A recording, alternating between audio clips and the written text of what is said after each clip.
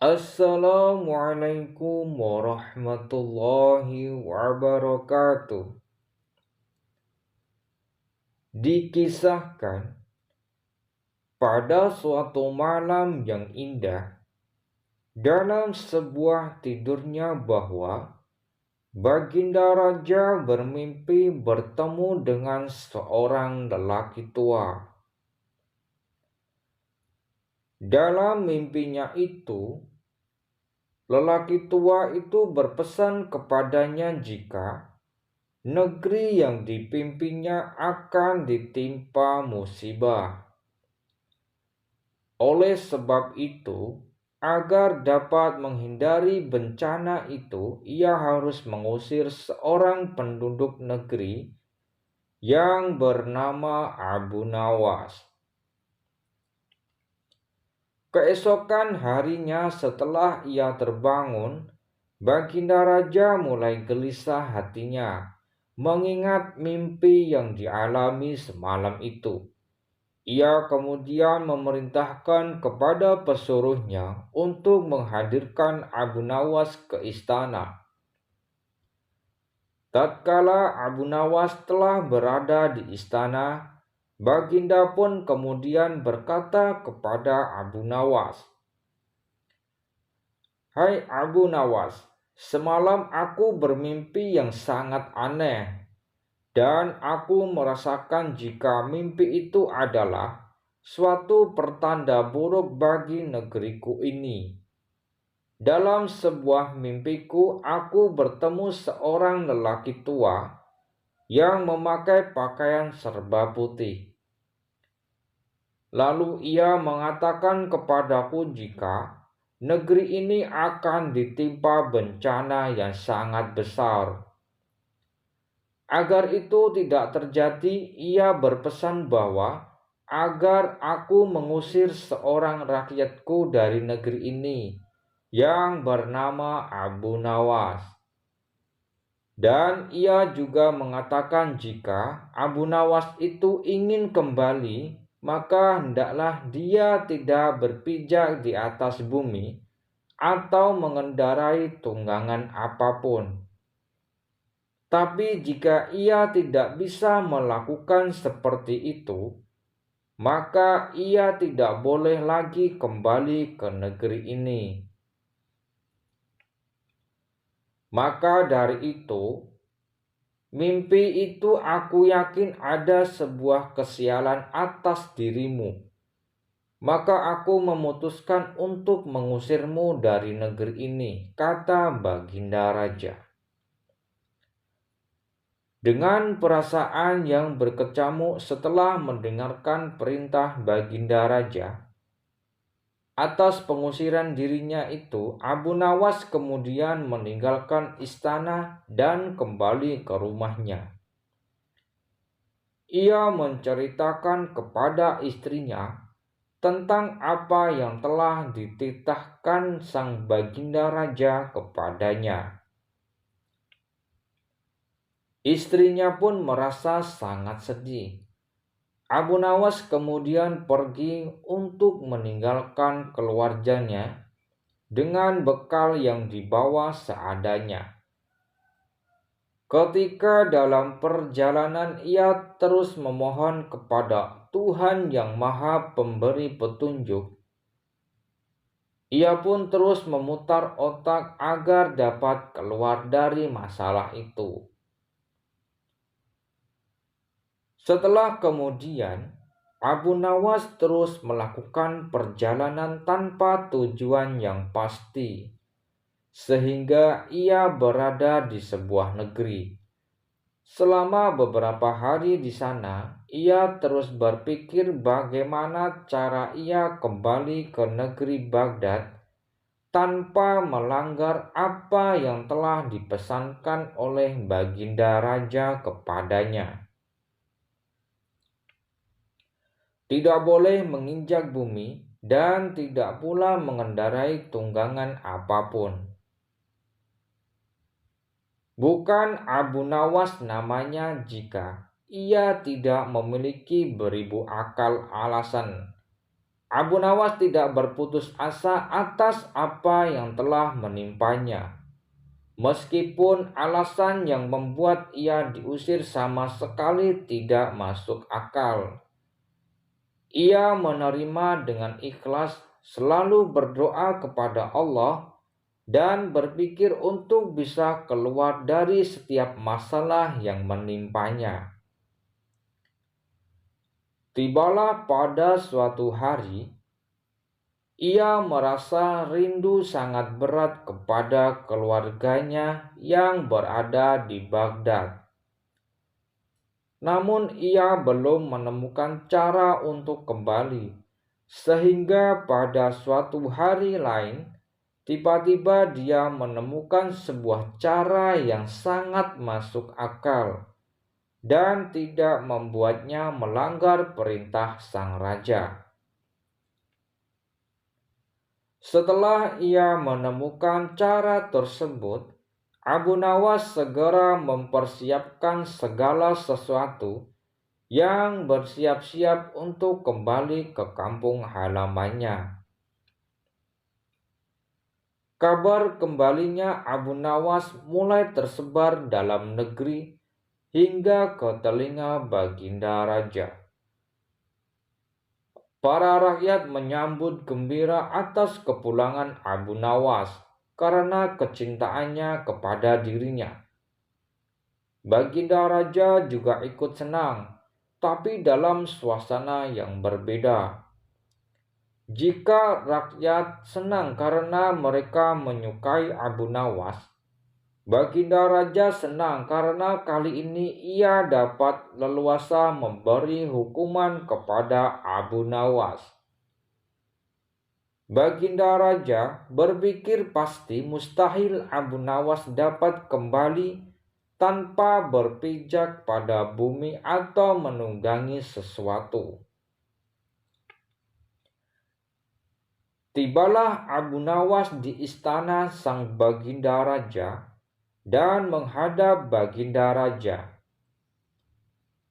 Kehadiran Abu Nawas di istana membuat Baginda Raja sangat kaget ketika melihat Abu Nawas bergelantungan mengikat dirinya di bawah seekor keledai. Dan kemudian Abu Nawas berkata kepada Baginda Raja, "Wahai Baginda Raja, bukankah engkau telah mengusirku dari negeri ini dan melarangku kembali dengan berjalan memijak bumi dan tidak pula menunggang apapun? Oleh sebab itu, aku telah kembali dengan tidak memijakkan kaki di bumi dan tidak pula menunggang apapun, kecuali aku hanya bergelantungan di bawah perut keledai." Setelah melihat tingkah, pola, dan alasan yang diberikan oleh Abu Nawas, Baginda Raja pun merasa masuk akal dan sangat memuaskan beliau. Akhirnya Abu Nawas bisa kembali ke keluarganya dan terbebas dari hukuman Baginda Raja. Pada suatu hari, ayah Abu Nawas bernama Maulana yang sudah tua dan sakit-sakitan, pada akhirnya meninggal dunia di istana. Ayah Abu Nawas adalah seorang kadi kerajaan yang juga menghambakan diri kepada Baginda Raja. Abu Nawas dipanggil ke istana dan diperintahkan Baginda Raja untuk mengubur jenazah ayahnya itu. Apa yang dilakukan Abu Nawas hampir tiada bedanya dengan seorang kadi, baik mengenai tata cara memandikan jenazah hingga mengkafani, menyalati, dan mendoakannya.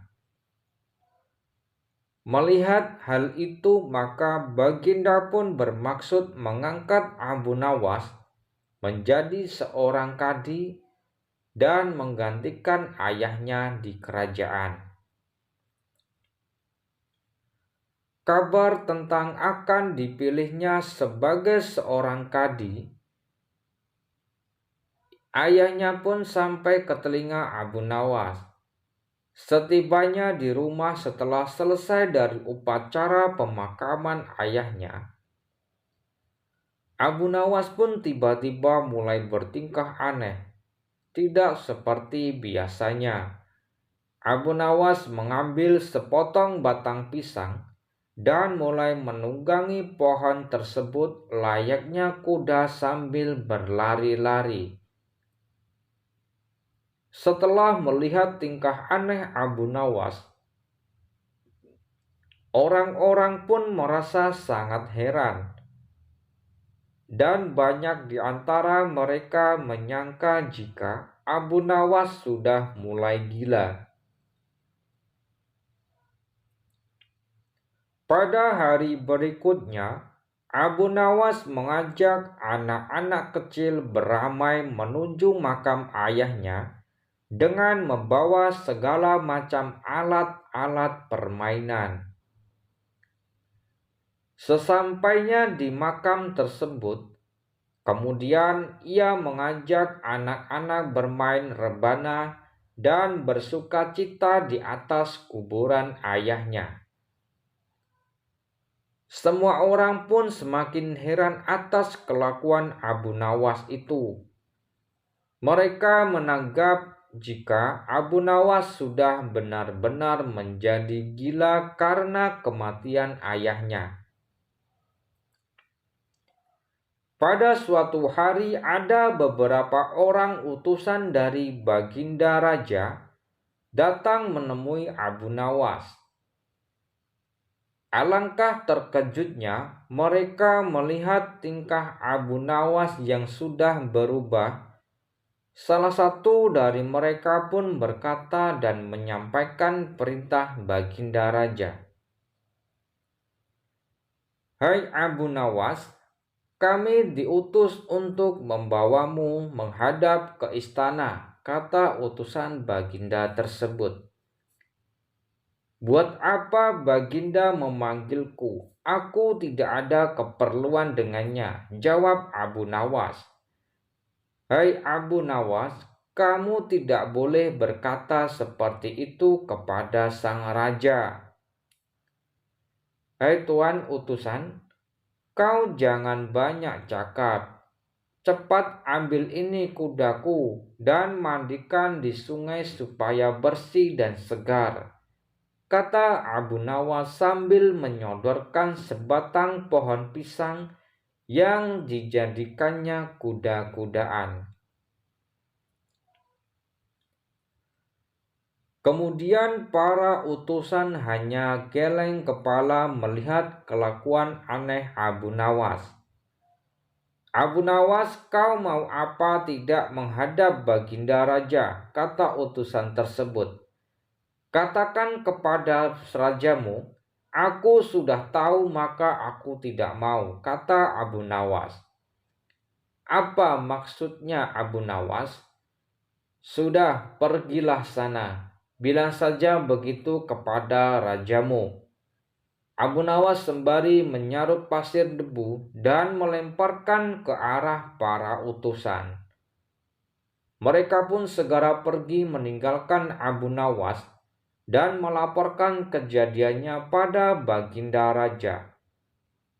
Baginda Raja begitu sangat marah mendengar laporan tersebut. "Kalian bodoh semua, menghadapkan Abu Nawas kemari saja tidak bisa.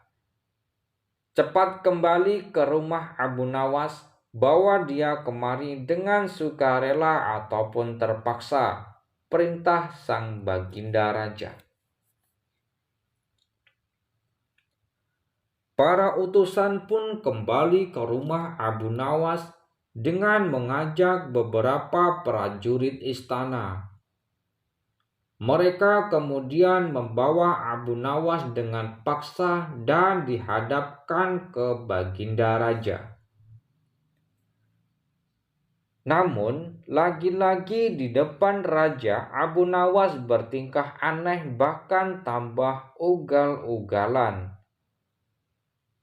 Layaknya seorang yang benar-benar sudah gila. Abu Nawas bersikaplah sopan. Ya Baginda, Baginda tahukah Anda apa Abu Nawas? Baginda, terasi itu asalnya dari udang. Kurang ajar, kau menghindaku, Abu Nawas. Tidak, Baginda Raja. Siapa bilang udang berasal dari terasi? Baginda merasa dilecehkan. Ia pun naik pitam dan segera memerintahkan kepada para pengawalnya untuk memukul Abu Nawas sebanyak 25 kali. Abu Nawas akhirnya lemas tak berdaya setelah dipukul para pengawal kerajaan. Setelah dipukuli, Abu Nawas disuruh keluar dari istana. Abu Nawas pun segera beranjak keluar istana. Akan tetapi ketika sampai di pintu gerbang kota, ia dicegat oleh seorang penjaga.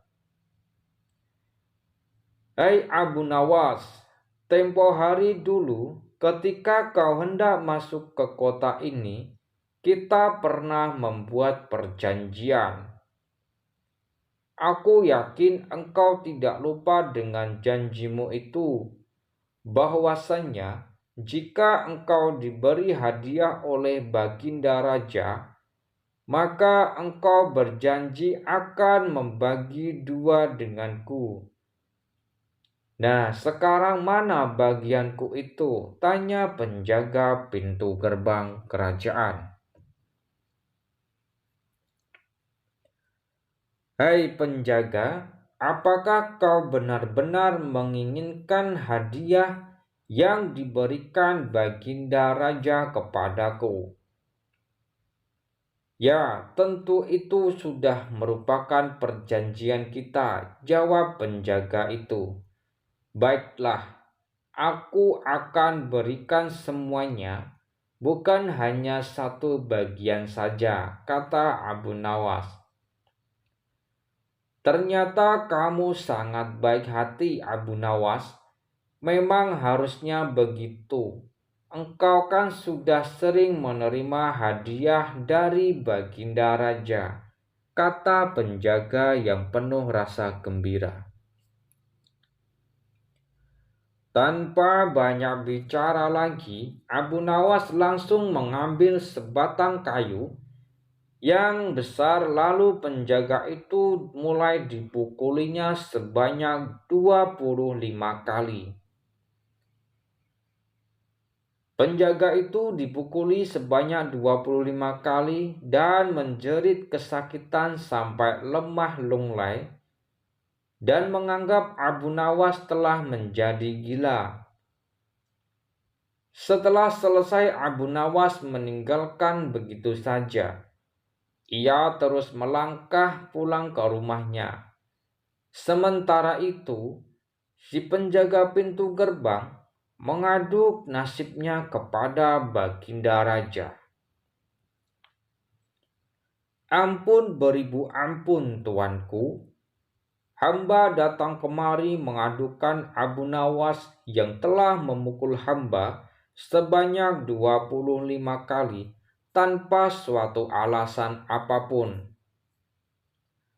Hamba mohon keadilan dari tuanku Baginda Raja, kata penjaga itu.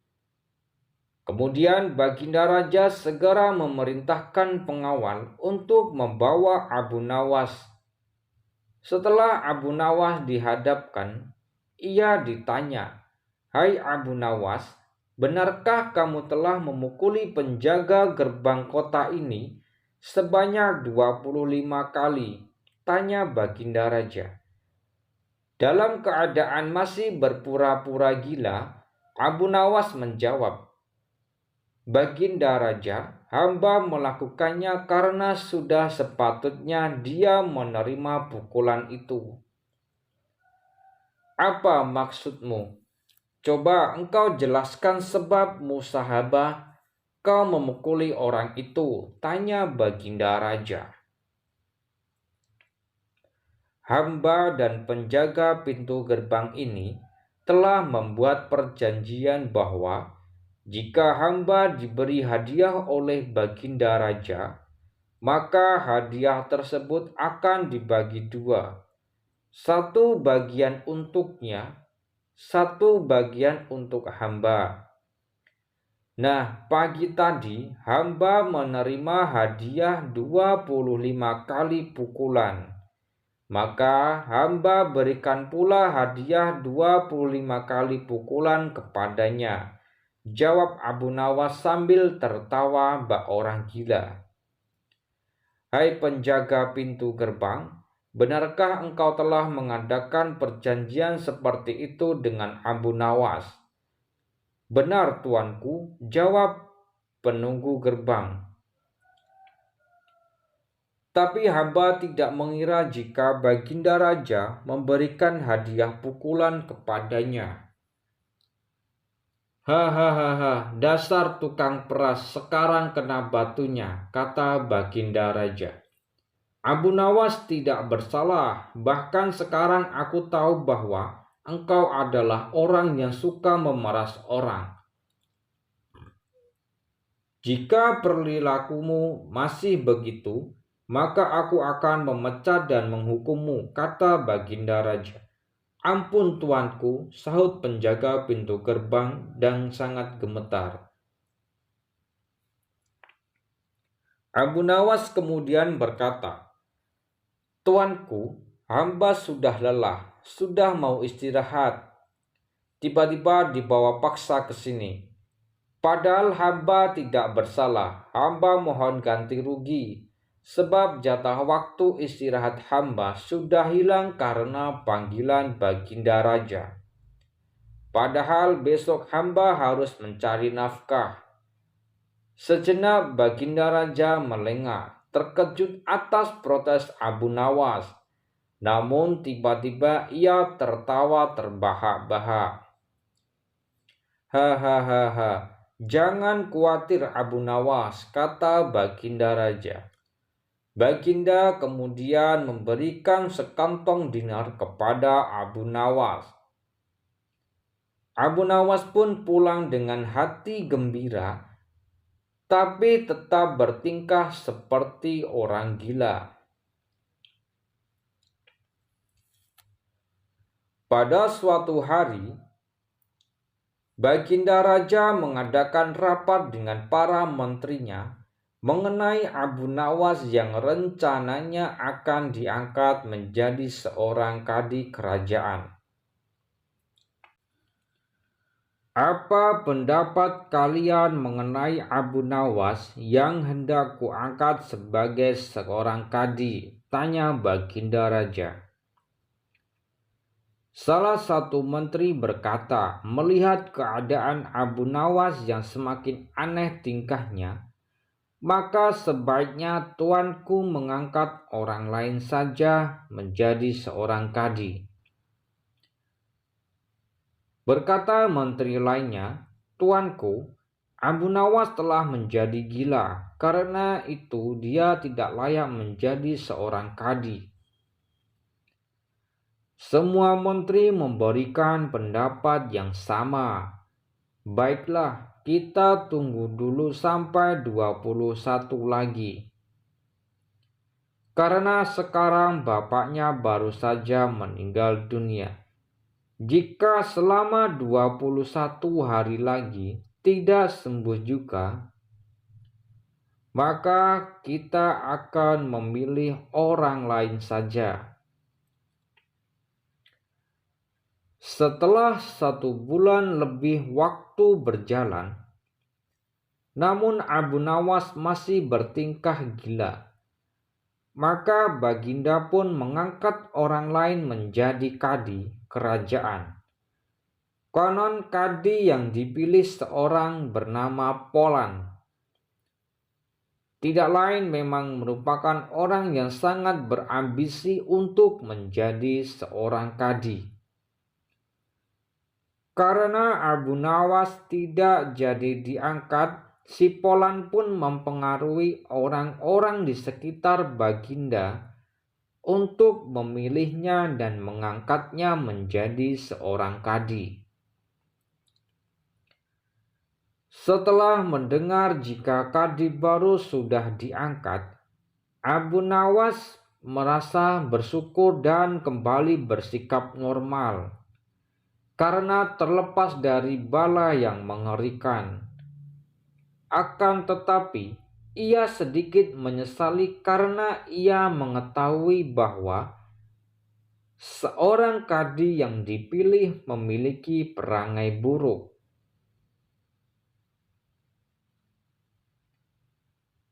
Mengapa Abu Nawas bersikap seperti orang gila? Ceritanya pada suatu hari ketika ayahnya Abu Nawas yang sudah tua dan mulai merasa sakit-sakitan, Abu Nawas dipanggil untuk menemui ayahnya tersebut. Karena ayahnya ingin menyampaikan beberapa pesan kepadanya sebelum meninggal dunia. "Hai anakku, aku sudah hampir mati. Sekarang cobalah engkau cium telinga kanan dan telinga kiriku ini." Abu Nawas segera menuruti perintah ayahnya tersebut. Ia mencium telinga kanan bapaknya, ternyata mengeluarkan bau harum, sedangkan yang sebelah kiri mengeluarkan bau busuk.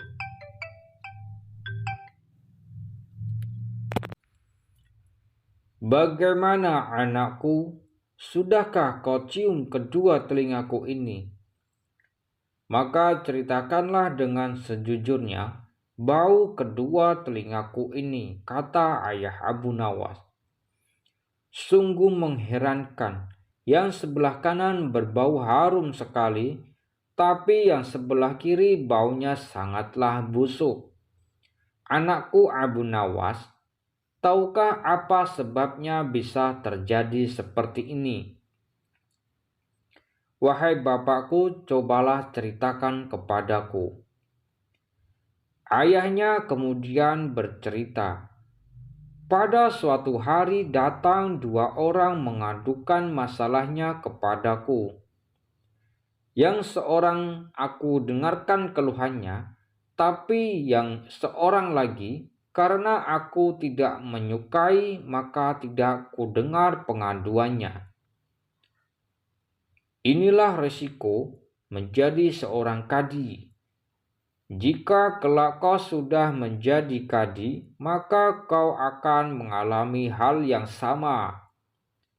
Namun jika kau tidak suka menjadi kadi, maka buatlah alasan yang masuk akal agar engkau tidak dipilih sebagai seorang kadi oleh Baginda Raja. Akan tetapi tak bisa, Baginda Raja pastilah akan tetap memilihmu sebagai seorang kadi." Dari pesan ayahnya itulah, Abu Nawas sudah mempersiapkan rencana yang matang. Jika nanti ayahnya telah tiada, hanya untuk menghindarkan diri agar tidak diangkat menjadi kadi. Seorang kadi atau penghulu pada masa itu kedudukannya seperti hakim yang memutus suatu perkara. Walaupun Abu Nawas tidak menjadi kadi, namun dia sering diajak konsultasi oleh Baginda Raja untuk memutuskan suatu perkara.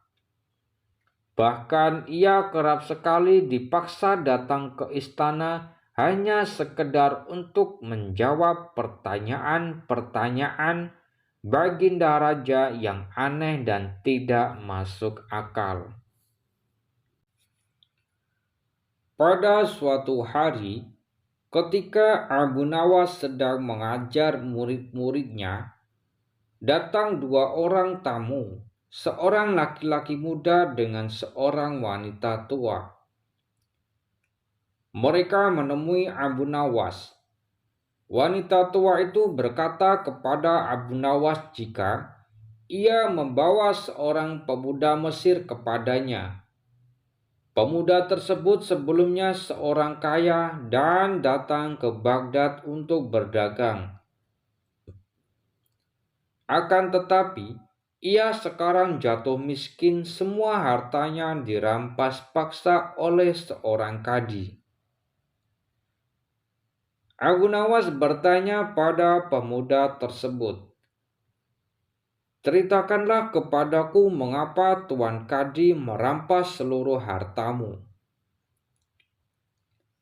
Pemuda Mesir itu kemudian menceritakan semua masalah yang menimpanya kepada Abu Nawas. Setelah mendengar dan memahami apa yang diceritakan oleh pemuda Mesir itu, pemuda dan wanita tua tersebut meninggalkan Abu Nawas. Abu Nawas kemudian memerintahkan semua muridnya untuk berhenti belajar dan pulang ke rumah seraya berkata, "Wahai muridku, pulanglah kalian semua dan kembalilah di malam hari. Ajak semua teman-temanmu dan bawalah semua peralatan yang ada di rumahmu, seperti cangkul, kayu, palu, batu, dan apapun yang bisa kamu bawa." Murid-murid Abu Nawas kemudian pulang dengan keheranan. Namun mereka yakin bahwa guru mereka tidak pernah memerintahkan mereka sesuatu yang bukan kebenaran. Pada malam hari yang telah tiba, murid-murid Abu Nawas telah berkumpul di rumahnya dengan segala peralatan yang mereka bawa. Dan berkatalah Abu Nawas kepada muridnya, "Wahai murid-muridku, pergilah kalian ke rumah Tuan Kadi. Kemudian rusaklah rumahnya dengan peralatan kalian, bawa hingga menjadi rata dengan tanah." Setelah mendengar perkataan gurunya, para murid Abu Nawas mulai bergumam sesamanya. Abu Nawas kemudian memecah kebingungan mereka. "Janganlah kalian takut, laksanakan apa yang kuperintahkan sebagai gurumu," kata Abu Nawas kepada muridnya. "Jika ada orang yang menghalangimu, katakan saja aku yang menyuruh, dan jika ada yang melukai kalian, maka lawanlah mereka." Murid Abu Nawas langsung menuju ke rumah Tuan Kadi. Orang-orang sekitar merasa resah melihat kelakuan mereka. Namun tidak ada seorang pun yang berani menghentikan karena mereka terlalu banyak dan membawa senjata di tangannya. Sesampainya di rumah Tuan Kadi, tanpa bertanya mereka langsung melaksanakan perintah Abu Nawas. Menghancurkan rumah Tuan Kadi, melihat banyak orang yang datang merusak rumahnya, Tuan Kadi langsung keluar dan bertanya kepada salah seorang dari mereka, "Siapa yang menyuruh kalian menghancurkan rumahku?" "Guru kami, Abu Nawas," jawab salah seorang dari mereka. Mendengar jawaban mereka, Tuan Kadi sangat marah dan menyebut guru mereka adalah seorang provokator. Murid Abu Nawas kemudian kembali melanjutkan tugasnya, memporak-porandakan hingga rumah Tuan Kadi rata dengan tanah. Keesokan harinya, Tuan Kadi melaporkan perbuatan murid Abu Nawas kepada Baginda Raja. Abu Nawas kemudian dihadirkan di istana untuk mempertanggungjawabkan atas perbuatannya terhadap Tuan Kadi. Baginda Raja bertanya kepada Abu Nawas, "Kenapa engkau menyuruh para muridmu merusak rumah Tuan Kadi?" "Mohon ampun Baginda Raja, sesungguhnya perintah hamba kepada para murid hamba bukanlah tanpa alasan. Sesungguhnya alasan hamba ialah pada suatu malam hamba bermimpi bertemu Tuan Kadi. Ia mengatakan kepada hamba jika rumahnya tidak cocok dengannya dan membuatnya tidak nyaman. Kemudian ia meminta tolong kepada hamba supaya mengajak murid-murid hamba untuk menghancurkan rumahnya. Apakah hanya karena sebuah mimpi engkau bisa jadikan itu pembenaran? Dari mana engkau mengambil hukum itu?" tanya Baginda Raja. "Dari Tuan Kadi yang mulia," jawab Abu Nawas. Mendengar Abu Nawas berkata seperti itu, dalam sekejap Tuan Kadi terdiam dan menjadi pucat wajahnya. "Apa sebenarnya yang terjadi? Ceritakanlah kepadaku," tanya Baginda Raja semakin heran. Abu Nawas kemudian menjelaskan secara rinci. "Baginda yang mulia, pada suatu hari ada seorang pemuda Mesir kaya yang berdagang di negeri ini. Ia kemudian mendadak jatuh miskin karena hartanya telah dirampas secara paksa oleh Tuan Kadi ini. Dan itu hanya karena sebuah mimpi yang dialami Tuan Kadi. Tuan Kadi bermimpi jika pemuda itu menikahi anaknya dan menyerahkan seluruh hartanya sebagai mahar. Esoknya, Tuan Kadi menemui pemuda tersebut dan meminta semua hartanya untuk diserahkan ke Tuan Kadi sesuai mimpinya. Tentu saja pemuda itu tidak mau menyerahkannya, karena itu hanya sebuah mimpi dan tidak bisa diambil pembenarannya. Namun Tuan Kadi tetap memaksa dan merampas semua harta pemuda itu hingga dia menjadi seorang gelandangan dan ditolong oleh wanita tua, jelas Abu Nawas. Untuk meyakinkan Baginda Raja, Abu Nawas kemudian memanggil pemuda Mesir tersebut dan beberapa saksi yang memang sudah dibawanya ke istana.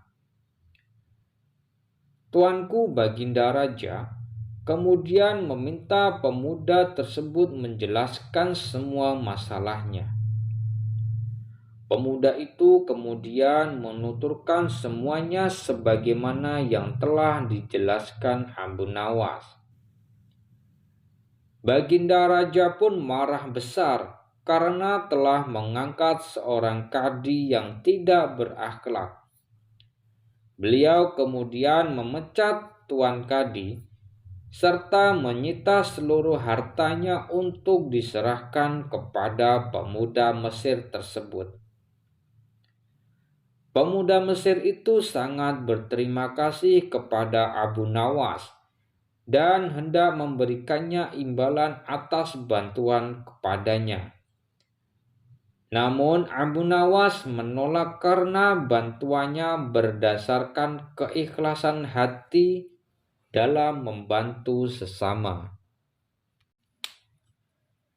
Pada suatu hari yang tenang, tatkala Abu Nawas sedang tidak di rumahnya, datanglah beberapa orang pekerja yang diutus oleh Baginda Raja ke rumah Abu Nawas. Mereka berkata kepada istri Abu Nawas bahwa Baginda Raja semalam bermimpi jika Di bawah rumah Abu Nawas terkubur harta terpendam yang tidak ternilai harganya. Oleh sebab itu, Baginda Raja memerintahkan kepada mereka untuk membongkar rumah Abu Nawas dan menggali tanahnya. Istri Abu Nawas berusaha sekuat tenaga untuk menghentikan para pekerja Baginda Raja. Tetapi mereka mengacuhkannya dan terus menggali hingga dalam. Setelah siap menggali, mereka sama sekali tidak menemukan apa-apa. Kemudian kembali ke istana dengan meninggalkan lubang yang dalam di rumah Abu Nawas. Ketika Abu Nawas kembali ke rumah, alangkah kagetnya ia mendapati rumahnya yang telah hancur dan ada lubang besar di dalamnya. Sang istri menemui Abu Nawas, menghidangkan makanan untuknya dan menceritakan apa yang telah terjadi pada rumah mereka. Abu Nawas tertunduk sedih mendengar cerita istrinya. Ia seketika kehilangan nafsu makannya. Tidak habis pikir Baginda Raja tega memberi perintah semena-mena untuk menghancurkan rumahnya yang merupakan tempat dia dan keluarganya berteduh dan berkumpul menghabiskan waktu bersama. Ia semakin bertambah sakit hati karena Baginda Raja tidak meminta maaf kepadanya dan tidak pula mengganti semua kerugian atas kerusakan paksa yang dilakukan pekerja istana. Semalaman Abu Nawas tidak bisa tidur dan juga makan makanan yang telah dihidangkan istrinya. Dia terus memikirkan bagaimana caranya ia dapat membalas perbuatan Baginda Raja yang telah semena-mena membalas dan merusak rumah Abu Nawas. Keesokan harinya, dia belum menemui satupun ide yang bisa digunakan. Makanan yang dihidangkan istri juga tidak dimakan, sehingga makanan itu menjadi basi. Maka datanglah lalat-lalat hinggap di makanannya. Abu Nawas kemudian memperhatikan lalat itu, dan dengan tiba-tiba terbesitlah di dalam kepala sebuah ide. Ia tertawa gembira karena telah mendapatkan cara membalas perlakuan Baginda Raja. Abu Nawas kemudian memanggil istrinya, "Tolong bawakan kepadaku sebatang besi dan sehelai kain untuk membungkus makanan." "Wahai suamiku, untuk apa engkau meminta itu?" tanya istri Abu Nawas. "Aku ingin membalas perbuatan Baginda kepada kita." Ia kemudian membungkus makanannya dan segera pergi ke istana menemui Baginda Raja. Dengan membawa makanan yang telah dibungkus beserta lalat yang hinggap di dalamnya, juga sebuah besi pemukul, ia kemudian menemui Baginda Raja yang kebetulan sedang bersama para menterinya seraya membungkus dan membungkuk memberi hormat. Abu Nawas berkata kepada Baginda Raja, "Ampun tuanku, kedatangan hamba ke sini adalah untuk meminta keadilan untuk hamba dari tamu-tamu tak diundang yang datang ke rumah hamba dan tanpa seizin telah memakan makanan hamba. Wahai Abu Nawas, siapakah gerangan tamu yang tak diundang itu?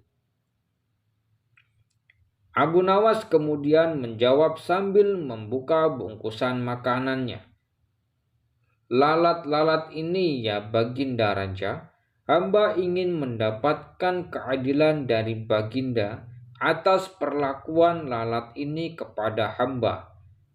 Karena sebagai pemimpin negeri ini, Baginda Raja lah hamba meminta keadilan. Baginda Raja kemudian kembali bertanya, "Wahai Abu Nawas, keadilan seperti apa yang ingin engkau dariku?" Hamba ingin Baginda Raja memberikan sebuah izin tertulis untuk hamba, supaya hamba diberi kuasa untuk menghukum lalat-lalat ini kapanpun dan dimanapun hamba berada. Baginda Raja merasa bingung terhadap permintaan Abu Nawas yang sangat aneh. Namun demi keadilan untuk rakyatnya, ia pun dengan terpaksa membuat sebuah surat kuasa yang membuat tentang pemberian izin kepada Abu Nawas untuk menghukum lalat-lalat kapanpun dan dimanapun ia hinggap, dan tidak ada seorang pun yang boleh melarangnya. Setelah mendapatkan surat kuasa dari Baginda Raja, Abu Nawas tersenyum tanpa menunggu lama. Ia langsung mengeluarkan sebuah besi pemukul yang telah dibawanya dari rumah. Kemudian langsung memukul lalat-lalat yang ada di makanannya. Lalu lalat-lalat terbang dan hinggap di mana-mana, di kaca, di meja, sampai di tempat makan Baginda Raja. Abu Nawas tidak peduli, terus memukul dimanapun lalat hinggap hingga selisih ruangan itu hancur berkeping-keping dibuatnya. Semua perabotan dan barang-barang raja hancur. Baginda Raja dan pengawal istana tidak dapat melakukan apa-apa. Menyaksikan Abu Nawas menghancurkan semua benda-benda berharga di ruangan itu. Karena Abu Nawas telah mendapat izin tertulis dari Baginda Raja.